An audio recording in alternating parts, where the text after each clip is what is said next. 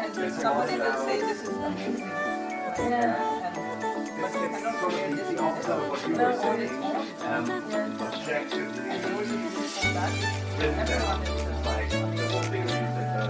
It was very nice, completely new experience, and see what is another person doing. So it was nice because everyone was doing completely different thing with the same technique. Yeah, we are all different, so it's nice. I